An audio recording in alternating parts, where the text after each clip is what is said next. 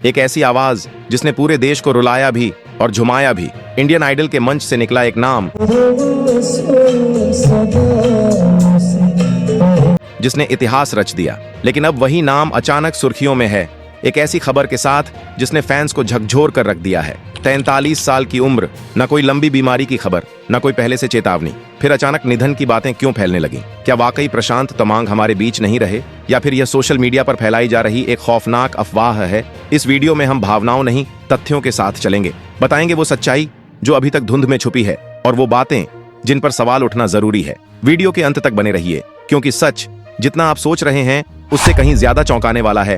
प्रशांत तमांग कोई फिल्मी बैकग्राउंड से आए कलाकार नहीं थे। उनका जन्म और परवरिश एक साधारण गोरखा परिवार में हुई, जहां जिंदगी आसान नहीं थी, लेकिन संस्कार गहरे थे। इंडियन आइडल सीजन 3 में आने से पहले प्रशांत कोलकाता पुलिस में कांस्टेबल के तौर पर नौकरी कर रहे थे। ड्यूटी के बाद गाना गाना, रियाज करना और मंच के सपने देखना, यही उनकी रोजमर्रा की जिंदगी थी। उन्होंने कभी यह नहीं सोचा था कि देश भर में उनकी आवाज एक पहचान बन जाएगी। लेकिन मेहनत और अनुशासन ने उन्हें वहां पहुंचा दिया जहां लाखों लोग सिर्फ सपना देखते हैं। जब इंडियन आइडल सीजन 3 में प्रशांत तमांग ने हिस्सा लिया तो यह सिर्फ एक सिंगिंग रियलिटी शो नहीं रह गया। वह मंच धीरे धीरे उत्तर पूर्व भारत, सिक्किम और गोरखा समुदाय की आवाज बन गया। लोगों ने उनमें सिर्फ एक सिंगर नहीं देखा, बल्कि अपनी पहचान, अपना संघर्ष और अपनी उम्मीद देखी। यही वजह थी कि उन्हें रिकॉर्ड तोड़ वोट मिले और वे शो के विजेता बने। उनकी जीत को आज भी इंडियन आइडल के इतिहास की सबसे भावनात्मक जीतों में गिना जाता है। शो जीतने के बाद भी प्रशांत तमांग का जीवन अचानक चमक दमक से नहीं भर गया। उन्होंने सादगी और विनम्रता को कभी नहीं छोड़ा। गायन के साथ साथ उन्होंने कुछ नेपाली और क्षेत्रीय फिल्मों में अभिनय भी किया। लेकिन कभी खुद को सुपरस्टार की तरह पेश नहीं किया। सिक्किम, दार्जिलिंग और पूरे नॉर्थ ईस्ट में वे आज भी एक लोकप्रिय और सम्मानित नाम माने जाते हैं। लोग उन्हें उनकी आवाज के साथ साथ उनके स्वभाव के लिए भी याद करते हैं। यही वजह है कि जब भी प्रशांत तमांग का नाम किसी खबर में आता है तो लोगों की भावनाएं जुड़ जाती हैं। वे सिर्फ एक सिंगर नहीं थे, बल्कि उस आम इंसान की कहानी थे जिसने वर्दी पहनकर ड्यूटी भी निभाई और सपनों की आवाज बनकर देश का दिल भी जीता। इसलिए उनसे जुड़ी हर खबर, सच हो या अफवाह, लोगों को अंदर तक झकझोर देती है। अब सवाल यह उठता है कि प्रशांत तमांग की मौत आखिर हुई कैसे? जो जानकारी अब तक सामने आई है उसके मुताबिक यह बताया जा रहा है कि उन्हें अचानक हार्ट अटैक आया, जिसके बाद उनकी तबीयत बहुत तेजी से बिगड़ गई।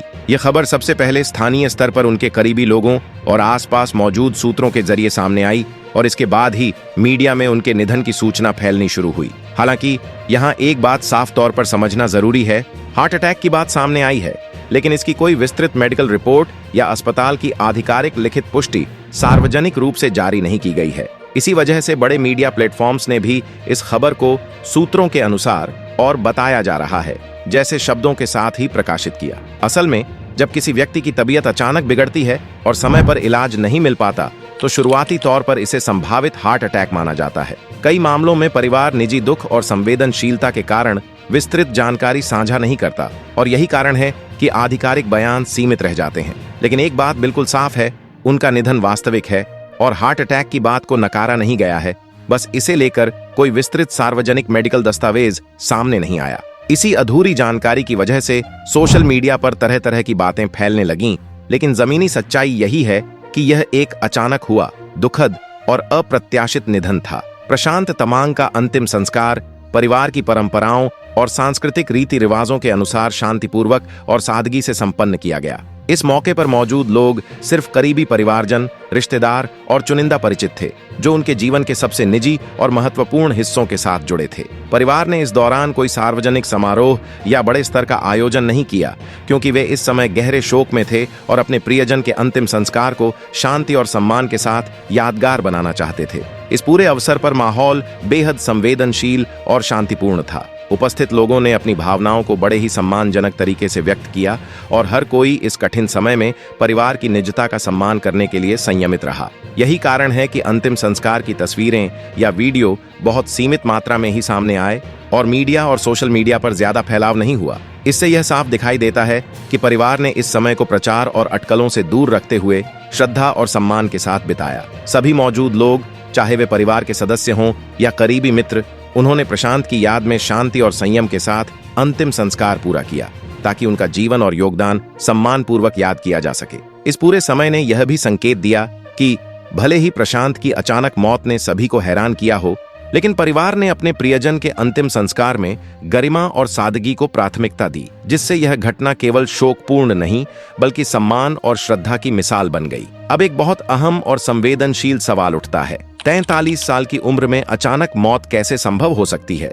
आमतौर पर लोग मानते हैं कि इतनी कम उम्र में ऐसी घटनाएं नहीं होती, लेकिन मेडिकल साइंस कुछ और ही कहता है। दुनिया भर में हर साल बड़ी संख्या में ऐसे मामले सामने आते हैं जहां देखने में बिल्कुल सामान्य और सक्रिय दिखने वाले लोगों की अचानक नींद में या बिना किसी चेतावनी के मृत्यु हो जाती है। इसका मतलब यह नहीं कि कोई बाहरी वजह हो, बल्कि कई बार शरीर के अंदर चल रही समस्याएं आखिरी वक्त तक कोई संकेत नहीं देती। पहला बड़ा कारण होता है साइलेंट हार्ट अटैक। इसे साइलेंट इसलिए कहा जाता है क्योंकि इसमें सीने में तेज दर्द, घबराहट या सांस फूलने जैसे क्लासिक लक्षण जरूरी नहीं होते। कई मामलों में व्यक्ति को लगता है कि यह गैस, थकान या हल्की बेचैनी है और वह इसे नजरअंदाज कर देता है। ऐसे हार्ट अटैक नींद के दौरान या आराम की स्थिति में भी आ सकते हैं और कई बार व्यक्ति को संभलने का मौका तक नहीं मिल पाता। दूसरा कारण है नींद में कार्डियक अरेस्ट। यह हार्ट अटैक से अलग स्थिति होती है, जिसमें दिल की इलेक्ट्रिकल सिस्टम अचानक काम करना बंद कर देती है। व्यक्ति गहरी नींद में होता है, इसलिए शरीर कोई रेस्पॉन्स नहीं दे पाता। मेडिकल रिपोर्ट्स के अनुसार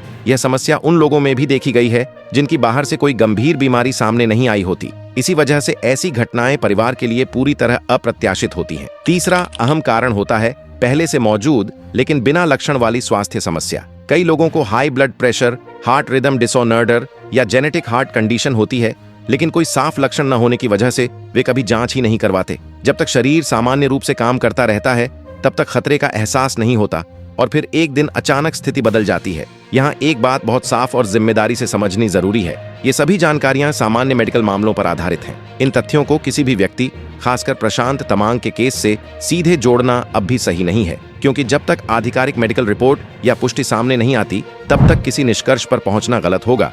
इस हिस्से का मकसद डर फैलाना नहीं है, बल्कि यह समझाना है कि अचानक मौत हमेशा साजिश या बाहरी कारण का नतीजा नहीं होती।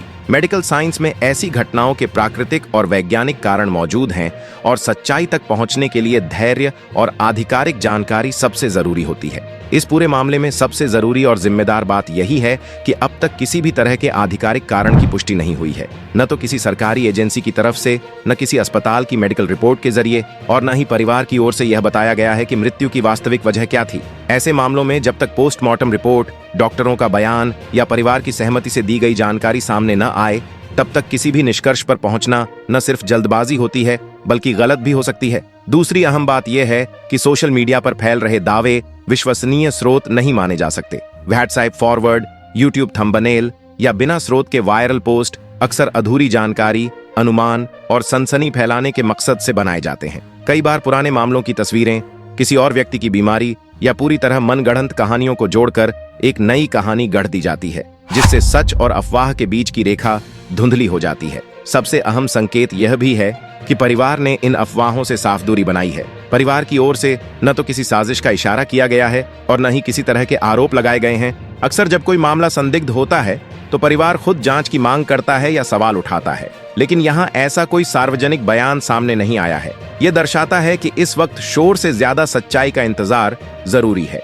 यही वजह है कि इस खबर को समझते समय भावनाओं या सनसनी के बजाय तथ्यों पर टिके रहना सबसे जरूरी है। अफवाहें जितनी तेज फैलती हैं, उतनी ही जल्दी लोगों को गलत दिशा में ले जाती हैं। एक जिम्मेदार दर्शक और कंटेंट क्रिएटर होने का मतलब यही है कि हम वही बात आगे रखें जिसकी पुष्टि हो सके, और जो साबित नहीं हुआ है उसे साफ शब्दों में अप्रमाणित कहें। यही सावधानी और संतुलन आपकी वीडियो को अलग बनाता है। यही चीज दर्शकों को यह भरोसा दिलाती है कि यह वीडियो डर या भ्रम नहीं, बल्कि तथ्यों और सच्चाई की समझ पर आधारित है। इस पूरे घटनाक्रम ने एक बार फिर यह दिखा दिया कि निधन की खबर जितनी तेजी से फैलती है, उससे कहीं तेज अफवाहें फैलने लगती हैं। लेकिन सच वही होता है जिसकी आधिकारिक पुष्टि हो, बाकी सब सिर्फ कयास होते हैं। दोस्तों, अगर आपको यह वीडियो जानकारीपूर्ण और संवेदनशील लगा और आपने इसमें दिए गए तथ्य और विश्लेषण को उपयोगी पाया, तो वीडियो को लाइक जरूर करें। आपका यह छोटा सा क्लिक हमें बताता है कि आप ऐसे सच्चे और भरोसेमंद कंटेंट में रुचि रखते हैं। इसके साथ ही इस वीडियो को अपने दोस्तों, परिवार और सोशल मीडिया पर शेयर करें,